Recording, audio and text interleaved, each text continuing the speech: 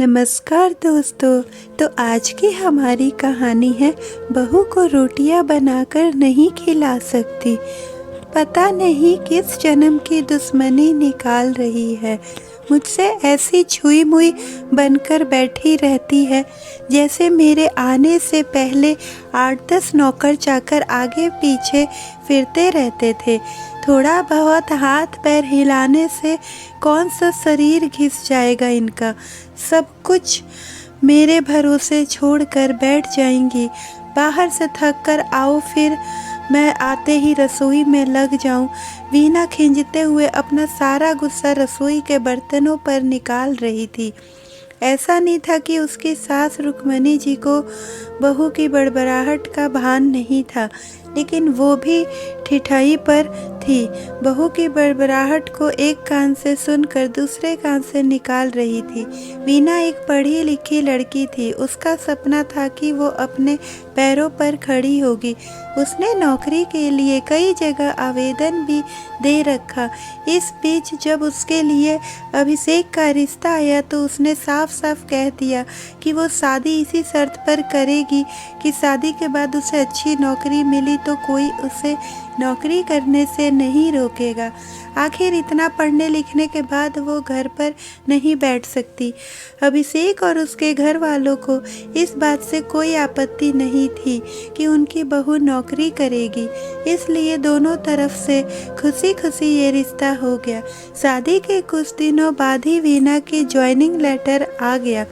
जिस दिन वीना ने अपने ससुराल वालों से कहा था कि वो अब नौकरी करेगी, तो उसकी सास रुक्मणी जी ने सारे परिवार के सामने कह दिया था, बहू नौकरी करे इससे मुझे कोई आपत्ति नहीं है।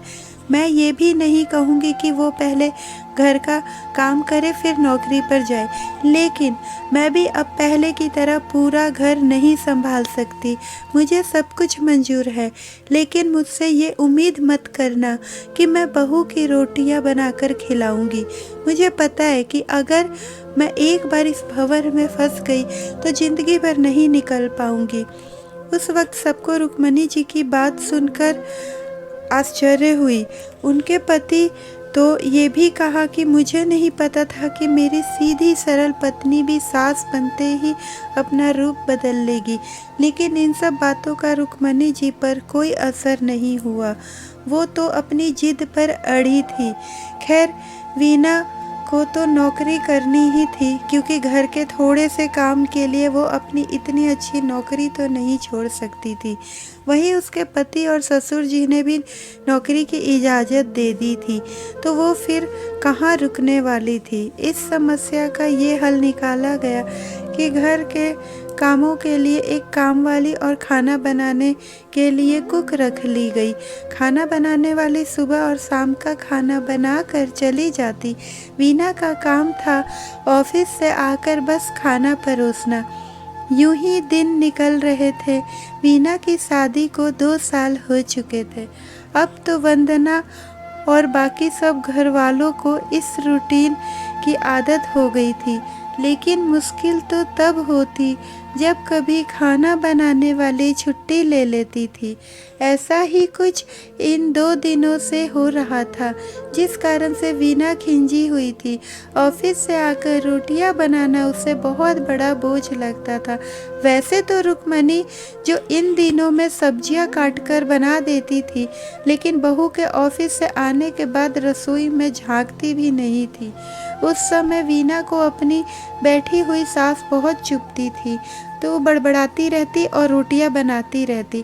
बाद में अपनी माँ से फ़ोन पर भर भर कर शिकायत करती, जिसके बाद उसे थोड़ा सा सुकून मिलता था। कुछ दिनों बाद वीना के भाई की शादी भी तय हो गई।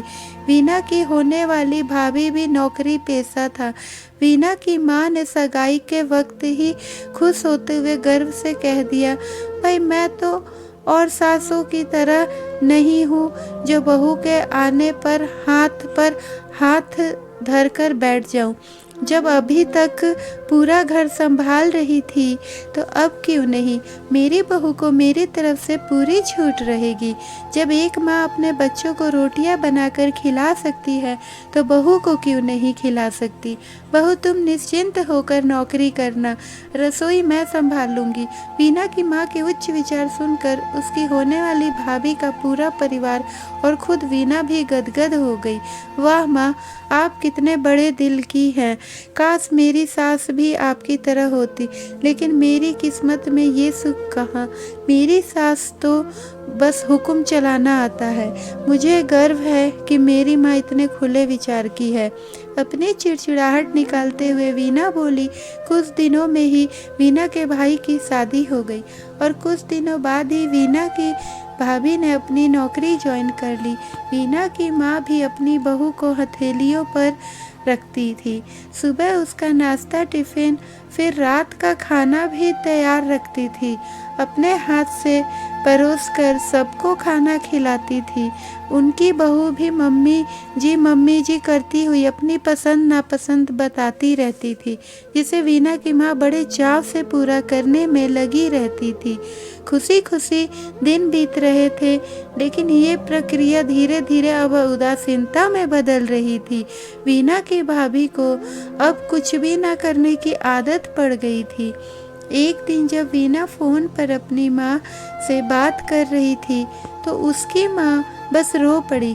बेटा, मैं इतना करती हूँ तेरी भाभी के लिए, फिर भी उसे मेरी कोई कदर नहीं। अरे मेरी दी हुई छूट अब मुझ पर ही भारी पड़ने लगी है। क्या हुआ माँ, आप ऐसे क्यों बोल रही हैं? आप तो भाभी का मुझसे भी ज़्यादा ध्यान रखती हैं। क्या भाभी ने आपको कुछ कहा? वीना बेचैन होते हुए पूछने लगी। कुछ क्या बेटा, अब तो सब कुछ वो मुझे ही कहती है। ऑफिस से आने के बाद एक गिलास पानी के लिए भी मुझे आवाज़ देती है। नाश्ते में थोड़ी देर हो जाए तो मदद करने के बजाय गुस्सा होकर यूं ही बिना खाए चली जाती है। आखिर मेरा भी कुछ आत्मसम्मान है या नहीं? मैं तो उसके लिए बस काम वाली बनकर रह गई हूँ। माँ, ये तो बहुत गलत बात है। आप भाई से साफ साफ कह क्यों नहीं देती हैं कि अपनी बीवी की लगाम खींच कर रखे? आप माँ हैं, कोई नौकरानी नहीं। भाभी नौकरी करती है, इसका मतलब नहीं कि आप पर हुक्म चलाएगी। गरजते हुए वीना बोली। किस मुंह से कहूँ बेटा? पहले तो खुद मैंने ही आगे बढ़कर कुल्हाड़ी पैर पर अपने मार डाली, फिर शिकायत किससे करूँ? तेरे पापा ने तो कहा भी था कि बहू को ज़्यादा छूट दोगी तो बाद में पछताओगी, लेकिन मैं ही बड़ाई की भूखी थी जो अपनी बहू को सर पर चढ़ा लिया।